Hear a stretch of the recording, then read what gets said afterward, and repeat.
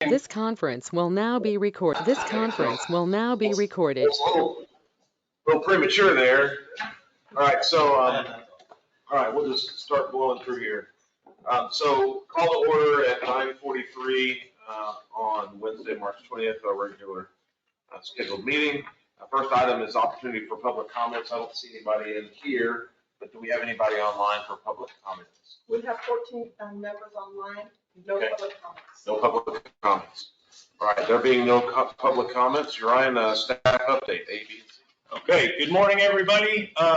Staff update. We have our scheduled board meetings coming up on the screen and in the packet. All those meetings are scheduled to be held here at the SITCOG offices at 9:30 a.m. With the exception of the Freight Advisory Committee, which will be held at 2 p.m. For other updates that I have, the Tempo March meeting, that's the Texas MPO meeting of all the directors, will be held Thursday and Friday this week, so tomorrow and Friday. I will be going down there Thursday. I will not be in attendance Friday. It's more of a technical staff day. So we will have staff on that call virtually. We do have a member from AMPO, the National Association of MPOs, that'll be presenting at Tempo. And there are some other topics that'll be covered, and I'll be glad to provide a brief of that when I return. The AMPO update, which is the National Association of MPOs, I did attend a spring fly-in for Policy and Technical Committee at the beginning of this month. There was a lot of conversation on performance measures, greenhouse gases. I know we had talked previously about greenhouse gas target setting. There's still some concern on how some states are going to do that, and the timeline that we're required to do that. So a lot of our conversation was on that. Additionally, I think it's in the packet, you'll see the AMPO legislative priorities that we discussed while we were in DC. Those are what we are sharing with our sister entities like the National Association of Regional National Association of Regional Councils, National Association of Counties, National League of Cities. These are all things that these are our priorities that we've shared with them, so they can help us as we move through the next reauthorization process as it starts to come to light. We also discussed the use of artificial intelligence and AMPO developing some type of guidance for MPOs. There are a lot of concerns around that. We heard from the Senate Transportation and Infrastructure Committee. Everybody here should have received a link to a hearing that the T&I subcommittee held. I believe it was 2 Thursdays ago. If you didn't receive that, let me know and I'm happy to send that hearing to you. There was a member from AMPO, one of the MPO directors, that spoke at that committee as funding relates to direct authorization and federal allocations for MPOs and transportation planning. With that, the AMPO National Conference will be held in September. I believe there are opportunities for some elected officials to attend to this. If you have an interest in attending, please let me know. I don't know what that looks like. We've never opened that up for the elected officials, but I do think it's something that, if a few elected officials or board members would like to attend, we can have those discussions. That'll be held in Salt Lake City toward the end of September. The last thing I have that's really a big update is the MTP. As you're all aware, we're currently undergoing the process of updating our MTP. I undershot or overshot the deadline. My understanding was the MTP deadline was the end of the fiscal year. That is not the case. Our approved MTP was approved May 15th of 2019. The expiration date of that is May 15th, 2024. So our MTP is going to lapse. Staff have had a conversation with Federal Highways, TxDOT, and the Federal Transit Administration to ensure this will not impact any funding. And with the current proposed date of adoption in the August timeframe, this should not create any issues. I just wanted to bring it to light and let everybody know that instead of rushing through, which was an option, to try to get something in front of the policy board by May, I feel we would be doing a disservice to the policy board and the region as a whole by just trying to cram this 25-year planning document in front of everybody and getting it approved. And there would be multiple revisions. So we are currently working on that. I just wanted to let everybody know that we have had conversations with FTA, Federal Highways and TxDOT. If we run into any issues or concerns with projects that may be scheduled to let or need to be in the STIP or TIP during that 2-month period, we'll have additional conversations with them, but we do not anticipate this will be the case at this time. Yes, sir. So does that give us time to add programs onto that plan, or are you going to cut off? For to update on this MPP. He's talking about those additional projects that we want to get listed into the. Yeah, and you can add those anytime. Okay. Those additional projects. The only projects that I think we do need to have included are the carryover funds for 19 and 2020 from Hill Country, but that still shouldn't impact the funding for those because of our approval. I had a conversation with TxDOT the last 48 hours about these. Okay. And we can talk offline if we need to see how that needs to work. You're right on that. They said that lapsing won't jeopardize any funding. Correct. But what's good for the goose, good for the gander. Would Federal Highways need this board to take like a continuing resolution and say, hey, we're going to extend the expiration date because we know we're working on it? So that was the original discussion. I did send a letter requesting an extension to Federal Highways, Federal Transit. I copied the chair, TxDOT, the vice chair. And they said, according to the CFR, you cannot do it. And I said, show me where you can't. And they said, this is it. I said, I think you got it wrong, but I lost that argument and I'll lose it every day against Federal Highways. But that is not an option to extend the current MTP. So what about projects that are letting May June It's, from the conversation, it seemed like as long as projects are in an approved TIP and MTP, like projects currently in the TIP and approved by FHWA, there's no impacts. It's only amending the TIP after the MTP lapses that wouldn't be possible, or amending the MTP. So if it's in there already, it's fine. If there's anything new that we want to let this summer and it's not in the TIP MTP, that's the challenge.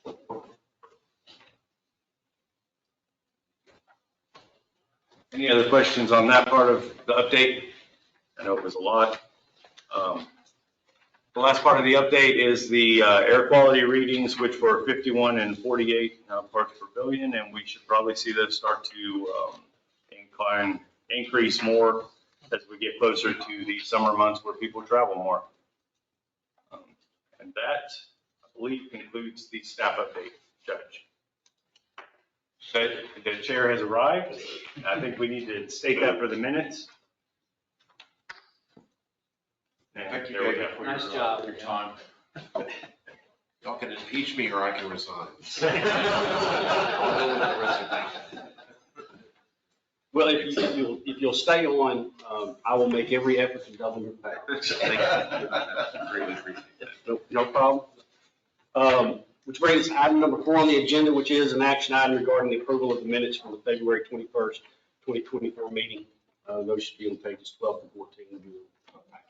Would approve. We've got a motion to approve from Mr. Adams. Second. Second from Mr. Chavez. Any further discussion on item number 4? Hearing none, all those in favor say aye. Aye. All those opposed say no.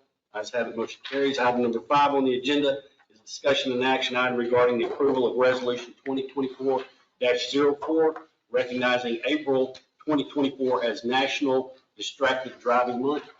Information should have been on pages 16 and 17 of your packet. And you're Ryan. Okay, this is a newer resolution. We brought it to you, I believe, the last 2 or 3 years. As you'll see in the actual agenda item, it says the 2024 National Distracted Driving Month. The actual resolution we're looking to pass says National Distracted Driving Awareness Month. We are not endorsing distracted driving by the passing of this resolution.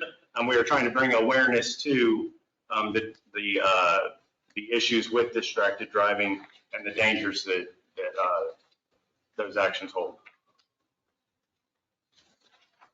Just want to add one quick thing. This not specifically distracted driving, but TxDOT did have a media release on Monday about bicycle and pedestrian fatality stats in 2022. And there was a total of 922 fatalities, and that's up 30% for pedestrians since 2018 and up 28% for bicyclists since 2018. That all kind of goes together, but just to put some numbers to this topic. Thank you, Ryan. James, discussion concerning resolution 2024-04. Since we're not promoting it, I move to approve the resolution. Okay. We've got a motion to approve from Mr. Adams. Second. Okay, we've got a second. Any further discussion on resolution 2024-04? Hearing none, all those in favor say aye. Aye. All those opposed say no. Ayes have it, motion carries. Thank you. Brings us to item number 6 on the agenda, which is discussion and action item regarding approval of the amendments to the FY 23-26 Transportation Improvement Program, the TIP, and the 2045 Metropolitan Transportation Plan, MTP, for projects. That was covered on pages 20 and 32 of your packet. I'll turn that over to James. Thank you, Judge. We've shared these a couple times, but here's the list of projects we're adding to the TIP and MTP. There's 4 transportation alternative projects, 1 NEVI project, and then 2 projects to the MTP. These are all federal or state funded projects, and so there's no impact to the MPO's dollars. We did have a 15-day public comment period that ended March 11th. With 1 comment received. It's interested in the location of the Riverside Trail improvement. Here's the schedule. In light of the discussion about the MTP lapse, so these projects will be submitted to the STIP on April 12th. There was a discussion about all of these when we met with FHWA and FTA. It seemed like since we're submitting them before that May 15th timeframe, they'll be okay, but if we give any more information, we'll let the board know. And that is all that I had. Any questions? Oh, in your packet, there is a summary of the public comment period and what staff did and all of that, if you're interested in reading about it. Now I'm done. Thank you, James. Questions, comments, concerns for James and staff? Any discussion concerning those amendments? Back to the previous comments, if we need to make any amendments, I'm assuming we'll rush them before June, July, August, whatever our gap is. Are these type of amendments not effective? So this is actually May is the last revision before the new TIP. Yeah. And so I don't know, I don't think we could get any more amendments into the TIP because we don't have enough time. Gotcha. Okay. Any other comments or discussion? If not, I would entertain a motion. Make a motion to approve the amendments to the FY 23-26 TIP and the 2045. That's it. Well, we've got a motion to approve the amendments in a second. Any further discussion? Hearing none, all those in favor say aye. Aye. All those opposed say no. Ayes have it, motion carries. Thank you. Item number 7 on the agenda is a discussion and action item regarding initiation of public involvement for the FY 2025 through 28 Transportation Improvement Program, the TIP, covered on pages 34 through 35 of your packet. Turn that over to James. You're the man today, James. Yes, thank you, Judge. We shared the draft tip last month with board and TAC. There are no changes. The discussion after all of that was to carry forward the existing projects, and I know we're in the middle of our project call and scoring and finalizing all that. And so instead of putting some placeholder projects in and then amending it later this year, we're just carrying over the first 2 years, and we'll fill the second 2 years this fall when we can amend the tip. So there's no changes to the document, which was sent out with the email. Just for clarification, can you explain to the board how this tip differs from the tip they just took action on? Yes, you're right. So the tip we just took action on covers fiscal years 23 to 26. This tip covers fiscal years 25 to 28. There's always a 2-year overlap in our tips. Projects that are in the existing 23-26 tip that are letting in 25-26, those get carried over. And then we add new projects in fiscal years 27-28. I believe of the projects that we added, one of them was fiscal year 24, but the other 4 were either fiscal years 25 or 26. So they'll be included in this tip as well. Yeah. Here's the schedule for public involvement. We are looking at having that April 3rd public meeting in Coppers Cove, and that April 18th meeting in Temple or Belton. We're also planning to have a meeting here at the COG in addition to those 2. We'll be sending out information about when those are once we've locked them in. And then this will be brought back for approval in May. In our conversation with FHW and FTA, normally FHWA doesn't approve our new tip. It takes them a while to work through all the projects because there's so many in the statewide tip. And so approval doesn't come until September or October. So there weren't really any concerns with our MTP being lapsed and affecting this tip process, because we'll have a new MTP approved before the tip is approved. This tip is approved. James, you said the first meeting was Coppers Cove. What was the second one? It will be in Temple or Belton. We can have more, but we're required to have 2, one on the west side of the region and one on the east side. Any other questions? Was there a third meeting previously? There was a third for the 23-26, the tip amendments. There was a third, and we'll probably add a third because we're going to do one here at the COG. A third meeting. I just didn't put that in the schedule. Again, thank you, James. Any other questions, James, for the staff? Hearing none, I would entertain a motion to initiate public involvement. So moved. Second. We've got a motion and a second. Any further discussion on item number 7? Hearing none, all those in favor say aye. Aye. All those opposed say no. Ayes have it, motion carries. Item number 8 on the agenda is a discussion item regarding the draft project scores from the 2023 K-Tempo project call. And James. At this time, we plan to have final scores to share, but there's one specific criterion that's just taken longer to complete, actually with our travel demand model and updating that with all the new projects. So that is the one thing holding up final scores.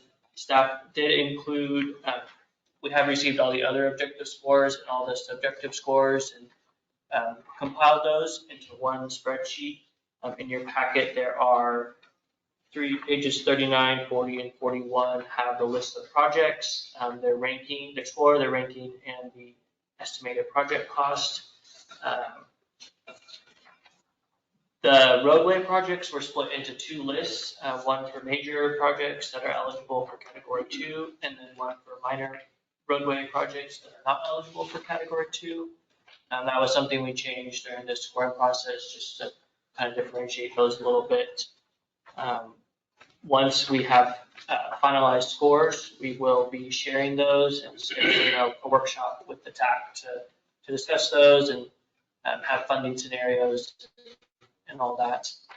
We're still shooting to have an approved MTP listing and at our May meeting. That's the target still. But wanted to share the draft roadway rankings and livability rankings, and if there's any feedback from the policy board, just take that into consideration. That's all I have, Judge. Thank you, James. Just not a question on livability. Last night, the council voted to rename the Fort Hood Trail to Fort Bottom Trail. So, an office document, just give it times. Okay. Well, somebody suggested we just take the basic name out of it, since it belongs to us. They were. That's all I have, sorry. Yeah, no, thank you. Thank you. Any other comments concerning the draft? Hearing none, we'll move on to item number 9 on the agenda, which again is a discussion item regarding an update on the K-Tempo MTP steering committee. James? We have a meeting scheduled for right after this. Staff has drafted a MTP vision statement and also value statements or guiding principles. And we'll be sharing those for discussion with the steering committee. And we've also started working on goals and strategies. We have sent those that draft information to the steering committee. If you would like to be a part of that discussion, you're welcome to stick around afterward for that meeting. And I think as far as the MTP process as a whole, once we kind of lock in this vision statement, value statement, goals and objectives, the next step will be looking through making sure the actual narrative in the plan matches up with those revised vision statement and value statements. So start working on that, but we'll keep working on that and have a draft MTP in a couple months for full review. That's all. Unless there are questions. Yeah, thank you, James. Questions for James and staff? Hearing none, we'll move on to item number 10 on the agenda, which again is a discussion item regarding an update on the Safer Streets and Roads for All SS4A grant. James? Yeah. He's been working on this Yes. in my multiple hats era. I think the one update I wanted to share is that we've been working with Killeen-Temple on potential projects that their scope to assist us with up to 6 applications for SS4A implementation grants and then up to 10 HTIP projects. So we've been working to refine that list of projects. They sent staff some recommendations for 3 of the SS4A projects, and because this involves funding, we're going to bring that list of projects and the staff and the consultants' recommendations to the policy board next month, and also the executive committee, just to get sign off on those. The one note I want to make about the projects that are being recommended, they're not necessarily, there's going to be a prioritized list that will go into the plan. Those projects aren't necessarily going to be numbers 1, 2, 3. But they are projects that our consultant, Killeen-Temple, believes are the strongest in terms of application criteria for the grant. And in order to maximize our funding, our grant funding, and get the most value out of what we're paying them, we thought it would be best to go with the projects that are strongest. So I don't have any list to share right now, but we're working on that list and that'll come before the board next month.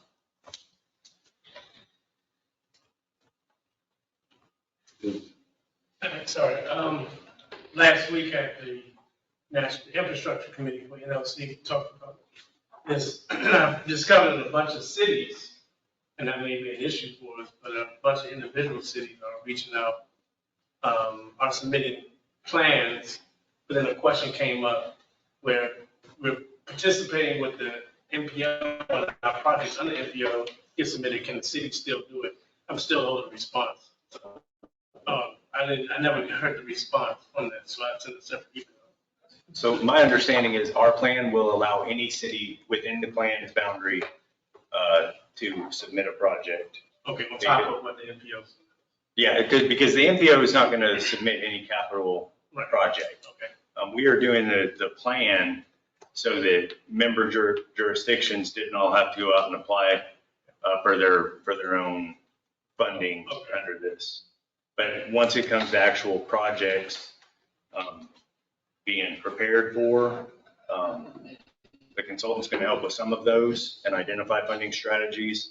But if say Killeen has something or Temple has something, they see in the list that they want to submit for, the MPO is not going to stand in the way of anybody trying to submit if that's something the city wants to do, and we're here to help with that as well. This was really just so we could have that whole region collaboration with one uninterrupted plan. That makes sense. Thank you. I would add from Coryell County standpoint, because we just had an update meeting yesterday, they've done some analysis on our hazard areas within the county. And I think this is probably going to apply more for the rural counties and the rural areas than it will the urbans. But it was very evident that most of our incidents and accidents are on system roads. And so we're still going to include that data and that analysis in our plan, even though that's more of a text dot and federal highways, so that potentially they can take that information out of our safety action plan and leverage it against federal dollars and federal funding to help assist getting those resolved. So I would encourage that we engage Kim more about that. I don't know if that's in their overall plan, but it was just very eye-opening to see the drastic differences between on-system roads and off-system roads. And I would note for our Coppers Cove residents or representatives that the Business 190 corridor got lots of emphasis on it. The problem that we're having, and I'll address it with you offline, but the problem we're having with that is the data that they were doing analysis on was pre the improvements going into the Business 190 corridor. So we're not sure exactly how to address that at this point, but we will get with you individually and tie that into kind of what that overall plan looks like. Judge, I'll have a report by next week that I can share with you regarding safety incidents. Okay. That would be great. Thank you. It's being worked on. Thank you. So Ryan, are you aware of any Chrissy grants that have been proposed in this region? No. Because there's $1.4 billion in grant opportunities. And I'll take it offline with you, though, just curious. Yeah, I haven't been made aware of it. Any other discussion points for item 10 regarding the SS4? Hearing none, we'll move on to item number 11 on the agenda, which again is a discussion item regarding an update on the possible MPO boundary expansion. You're Ryan. It's my turn to shine. It is your turn. Yeah. James gets most of the meeting. I get a few select areas. This, of course, is a standing agenda item. We started discussions a year and a half ago about the potential of expanding the MPO boundaries to encompass the entire Metropolitan Statistical Area, or the MSA, which includes all of Lampasas and all of Coryell. At this time, we've received feedback from TxDOT on numbers, just preliminary numbers. For our planning dollars, we don't anticipate that we would see an increase in those because there are 2 new TMAs in the state, and there is another NPO over in Eagle Pass. So they don't know what that PL funding formula is going to look like moving forward. The biggest part of this is the potential negative impact of a boundary expansion would move Lampasas and Coriel from requesting funding under 4 rural to 4 urban. Lampasas and Coriel County, the Brownwood District and Waco District, or Lampasas and Coriel County, there would be an approximate loss of the ability to use $273 million because of projects that are already slated in the UTP under category 4 rural. At this point, there's no way to kind of grandfather those in. So the earliest that it would probably be beneficial would be to continue these talks. But the Coriel County project is scheduled to let in FY28. That is a $9 million project. And then Brownwood districts, those are slated for 28, but it could go to what, 32? 225 and 228. So it may be beneficial to, like I said, continue to have these conversations quarterly to get a status update and see if we ultimately, if the board would like to consider further, if they'd like to possibly expand the NPO boundary. Like I said, the reason that we started this conversation was it makes sense on a planning level. With the little parts of Coriel County and Lampasas County, it gets kind of hard with the census tract divisions and city and county boundary lines. So it can be a little complicated in those areas. But as we see it right now, it would be a major negative impact to TxDOT. And I think, we would like, if we expanded the boundary, that it'd be mutually beneficial for everybody in the region as we move forward. And like I said, the planning dollars, we don't anticipate we would see a change in that yet. That may be another year or two before we know that answer. So like I said, we'll probably change this to a quarterly update if everybody's good with that. But the initial dollars we got looked like it would be a major negative impact to the Brownwood and Waco districts for that Cat 4 rural funding. But how does that change in the future? Because there's continuing allocations. We can continue, I think, to have the conversation with TxDOT to see if maybe there is a way to, if we plan to move forward with expanding the boundary, if there is a way for them to put stuff in the UTP under the 4 urban as opposed to the 4 rural. But I don't know what that looks like yet either. It'll be tricky for sure. Yeah. You're right on that 200 million, you said. Is some of that I-14 expansion west? No, it's mostly 281 north-south in Lampasas County, expanding it to 4-lane divided. And I guess just from my perspective, of course, we're in the middle of 35 and 281 where we sit, and finding benefit of them improving 281 north and south would actually help reduce some of that congestion on 35. So just from that perspective alone, I find value in waiting because I think those improvements need that. Agreed.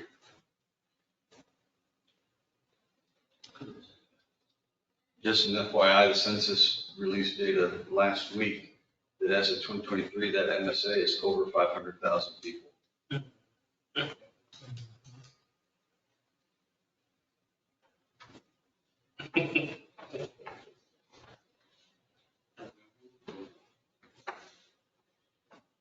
Okay, well, good update. and obviously much to consider in the future. Yeah, and you know, not to just add a little bit more. Well, add a little bit more. In looking at a possible expansion, it may prove beneficial, and it may not, to actually start having talks with the folks in the Bryan district to incorporate Milam County as they start to, their population increases, and the stuff outside of Taylor into the Rockdale area. There may be some benefit for that continuous planning in Milam County as well. They weren't originally part of this conversation, but it's just something to keep on our radar. As they're not technically in our MSA.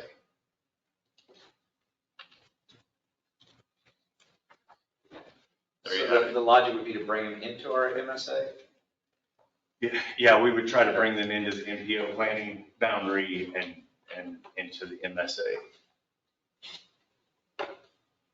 Possibly, but that's a couple of years down the road. Okay, any questions for you, Ryan, or any other discussion on the MPO boundary expansion? With the expansion of the boundary, is it more along is it strengthen numbers if you have that many more peoples that are within that boundary, or does it give you more leverage for dollars or for projects? I actually don't think it does. Like I said, I think it just simplifies some of the planning efforts that we do to incorporate those types of areas that are all connected. Unless, you know, Land Passes was to boost up in population significantly, or we saw a significant influx to somewhere, then it may have an impact on those. Yeah, or if there was a formula change, but I don't know that that's going to happen. It follows the history of the MPO, where previously the KTMPO boundary was pretty much drawn oval around US 190 and I-35. There was a lot of rural areas of Bell County that weren't in the MPO. And at one point, as the urban zones expanded, it was close enough that it says, look, for simplicity's sake, let's include the whole county. And to Ryan's point about 281 and having that other interstate corridor, including the whole county, makes sense. Because then we can kind of synchronize those plans, maybe from the community. I know TxDOT's doing it, but have the community involved in that. And we know that the urban area is growing westward. So I know, Cove and Kempner are growing together. So at some point, you quit slicing, let's nibble a little bit of Land Passes. Let's say the urban area expands into the 2030 census, we go a little bit further. At some point, you just take the whole thing. So that's some of the thinking there. It's administratively makes more sense. Well, and also, I'm not sure about the calculus around, typically with state funding, TxDOT funding, adding more TMAs and MPOs is not necessarily a good thing, because the numerator stays the same, the amount you start dividing by more entities. And so everybody gets a haircut, but you gotta divide the same amount of money across more entities. And that, when the census data changes and they get to a point where they can create their own, it's not like TxDOT has more money from the FTA or any other federal highways. It's just, we get our portion for this region, and that gets divided by the number that are out there. So there is some sense and elegance to try to move them into existing ones as opposed to creating new ones, I think. Do you agree with that? I agree. I don't see on the 20-year horizon that any of those would actually be big enough to become an MPO by themselves. But I think, like I said, I think there's benefit. If there were to be an explosive population increase, I think it would be, southern Milam County, because they border Williamson, and they have all of that technology development out there.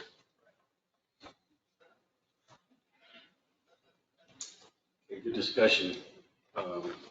Anything else to cover under the possible boundary expansion?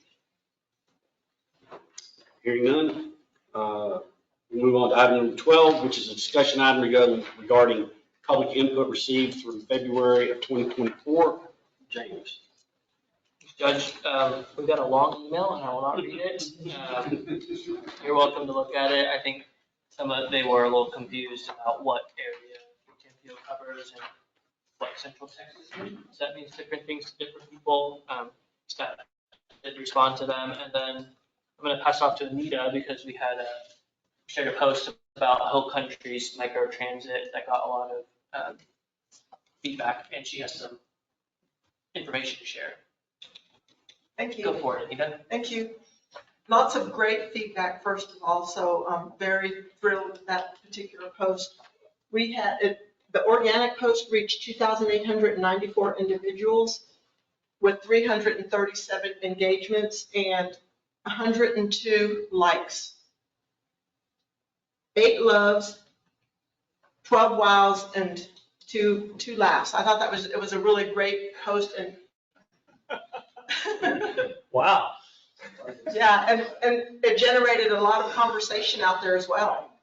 So congratulations for Hill Country Transit District on their public meeting and the response that we received regarding that. Lots of different questions. What did it mean? How can the people get to the meetings? Was it about saving money or duplicating what Austin was doing? So we were able to respond to all of those comments. And there'll be one comment that I'll be following up with y'all. It was an individual that lived in the Nolanville area that you had mentioned that wasn't part of the UZA. But overall, a great post. And for the paid reach, for $25 paid reach, it had 189 engagements with 39 shares for $25 paid reach. So that was a phenomenal activity on that post. Generated a lot of energy, positive energy on our Facebook page. So thank y'all. Well, Daryl's become a celebrity. Autographs here.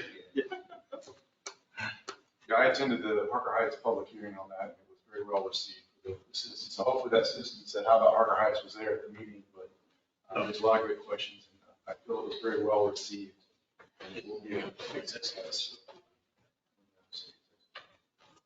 And I attended the one down at the Temple Library, and I think it's noteworthy that y'all held one of the paratransit vehicles there. We had, say, 4 or 5 people in wheelchairs or the mobility chair to get around, and y'all made sure the bus stayed and waited so those folks could attend that meeting, voice their opinion on the change, ask questions, and then get home and not be left high and dry. So, I mean, obviously the right thing to do, but you guys did it. So you should be recognized. And Temple, by the way, won the competition for the largest audience. They were right at 50 people. Awesome. I'll also be signing autographs afterwards. And while we're talking about accolades, I just wanted to share with everyone here that I just attended the Texas Transit Association meeting in San Antonio, and there was a award ceremony. Sitting next to me was the director of TxDOT and his boss. She only reports to the executive director, and Hill Country Transit District won the Innovation Award for the deployment that we did at Fort Cavazos. But it's just a testimony to what we're doing in this region to kind of change perception and add value back to the community. So we're just really excited at the transit district to be serving all of your communities with higher value services in the future. Congratulations. Absolutely, congratulations. Anything else to cover under public involvement? Okay, hearing none, we'll move on to item number 13, which is member comments. Judge, we do have a couple, I don't know, Daryl or Raymond, we have a couple of slides of data that shared at TAC, just want to share about the pilot project. Yeah, this is, I forget who, James or Uriah, and somebody asked me to just put a couple statistics together on how the pilot project was going out at Fort Cap. And by reminder, it was basically the month of February. And so these statistics reflect the month from February 5 to 28. And the upper right-hand corner, 1,941 riders, so just under 2,000 riders, passenger trips, is what we did during that pilot project. And it's also probably worth adding that, so that's roughly a month's worth of data. Just as of yesterday, I looked at. Hold on, that was only 2 vehicles. Yes. So it was a pilot, it wasn't, you hadn't launched it yet. Right, it was one zone with 2 vehicles, very well received, very successful, lots of interest. And then, of course, we had the ribbon cutting ceremony 2 weeks ago. And in those 2 weeks from inception, so now we're talking about a 6-week period. Just yesterday, I looked at the total ridership and we were like 20 below 9,000 passenger trips for Fort Cavazos. Fort Cavazos, we asked them what their goal was. They said they would love to see 30,000 riders in a year.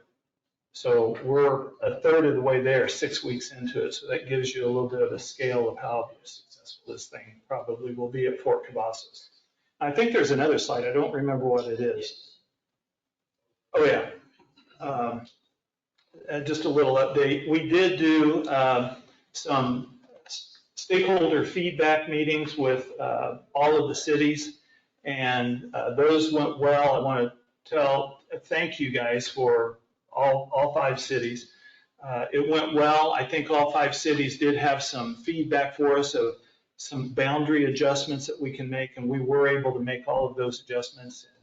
And some of you asked for, I know Jason, you asked for some satellites, a couple satellites, that we were able to accomplish that. And then also, as Nita pointed out, the public hearings were last week, and I echo the fact that it seemed like it was very, very well received. We are also proposing that we increase our fare. We have had the same fare since the year 2000. Our base fare is $1, and so we're talking about doubling that, and proportionately doubling the monthly passes, the 2-week passes, et cetera, as it progresses. So we did have a little bit, not a lot, but a little bit of pushback on a couple of those numbers, but I think in every one of the meetings I asked them on that particular slide of the fare increase, overall, how do you feel about this fare increase? And I think every city said that they felt like it was. So that was well received as well. Thanks, thank you. Yeah, if I could just say publicly, thank you to the HOP. It's, as you just pointed out with the numbers, it's been a huge success so far. We appreciate the partnership, and it's going really, really well, probably better than any of us expected. So thank you. We're excited, and what we're really excited about is bringing that same service that we're doing at Fort Cavazos to the region. That will be a game changer, and I think it will accomplish a lot of our goals and gaps that we've had over the last several years. I think it's just a game changer. So, one statistic, again, we're only 6 weeks in, and really you just need to look at the last couple of weeks. We're averaging about 10 passengers per hour, and it typically takes 6 months to a year for people to really get used to it. So we're just barely on the front end of this thing. But of all of our fixed routes, only 2 of the existing fixed routes carry more people. We're almost double the riders per hour with these vans that we were at with the fixed route service. So if this reflects similarly to the rest of the region, I think we'll be all very well pleased when the dust settles next year. Thank you. It's a great update, and Daryl, thank you for providing the slide data. It's a good vision. Any other member comments or, well, let's follow up. Any other questions, comments for Hill Country, the report process implementation? Okay, hearing none. Any other member comments? Yes. Last week, we had National League of Cities, I mentioned I was serving the infrastructure committee, and some of the same priorities we voted, recommend to our board to push as well, and we got a chance to go down to Capitol Hill to talk about direct funding for cities for some of the projects. One of the things that we definitely pushed was rail safety. I know, like right now, Killeen is paying for the Gilmore crossing in the city of Killeen for sound, noise, and safety. So that's now a national thing, like that's mainly because of that derailment in Ohio.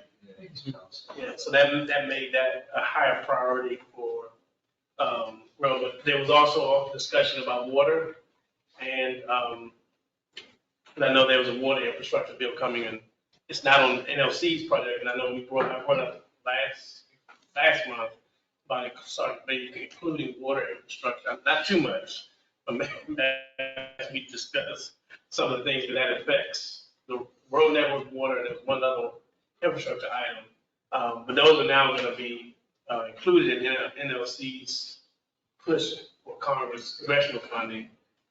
There is a policy meeting in June in California. I don't know if we're going to that, but again, if you have anything, so we kind of, because of what Ryan did the week before, kind of laid the groundwork for us as we discussing things from this area.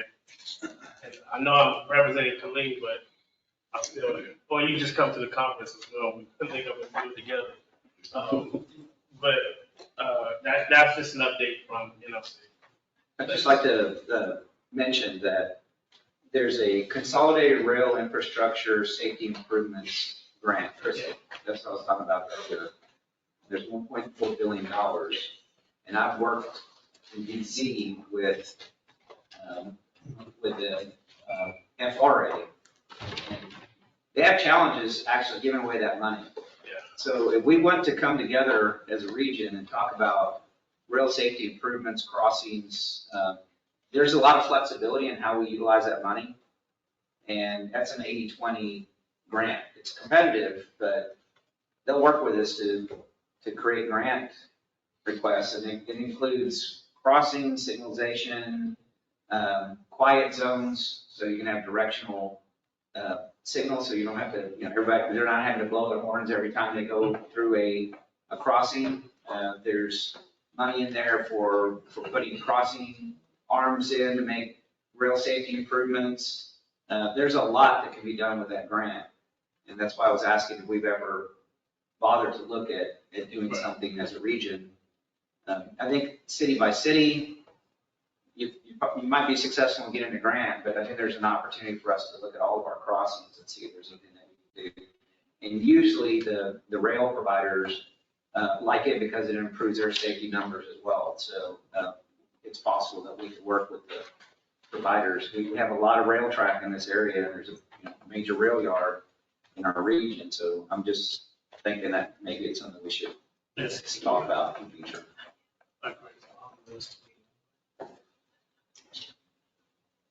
Good input. Any other member comments items to discuss? Hearing none, that brings us to item number 14. We've completed the business of the Transportation Policy, Planning Policy Board today's meeting, and we stand adjourned. Thank you all.